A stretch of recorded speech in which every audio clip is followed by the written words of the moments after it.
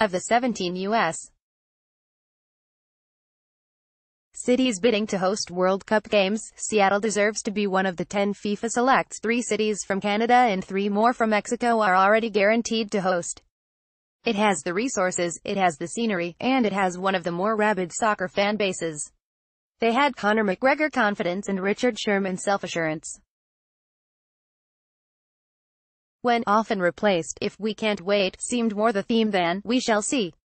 Several hours after FIFA announced that North America will host the 2026 World Cup, several prominent Seattleites held a news conference Wednesday to say why it should come here. From Washington State Public Stadium Authority Chairman Fred Mendoza, to Sounders owner Adrian Hanauer, to Seattle Mayor Jenny Durkan, to King County Executive Dow Constantine, to Seahawks coach Chuck Arnold, the belief in the room completely drowned out doubt. And for good reason. Of the 17 U.S.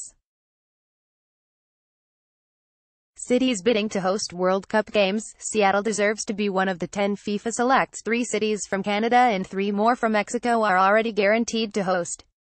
It has the resources, it has the scenery, and it has one of the more rabid soccer fan bases in the country. That doesn't mean local authorities should be complacent over the next 2 years while FIFA mulls its choices. But short of scoring a political own goal, the biggest sporting event in the world should be headed to the Emerald City in 8 years. Here's why. The venue, the acoustically superior CenturyLink Field, has built a reputation for the mini-earthquakes it produces upon the true wow moments in sports. International soccer fans should have the chance to experience that phenomenon. This isn't bias from someone dismissing the passion of other fan bases around the country. This is testimony from a journalist who has been in dozens of press boxes, but has only felt one rumble, several times, upon a game-changing play. The main concern, of course, is that grass must be installed over the stadium's artificial turf, which has spawned criticism before. In 2009, FC Barcelona threatened to cancel a match against the Sounders due to what it felt was a subpar grass surface. And after his team beat Club America at CenturyLink in 2015, Manchester United manager Louis van Gaal was so agitated by the temporary grass that he said he would have preferred the turf.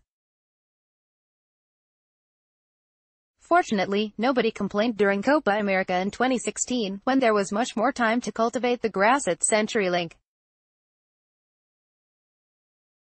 And given the prestige of the World Cup, you better believe this town would go to any length possible to make sure the surface was sufficient, even if it means making the Sounders play on grass in 2025.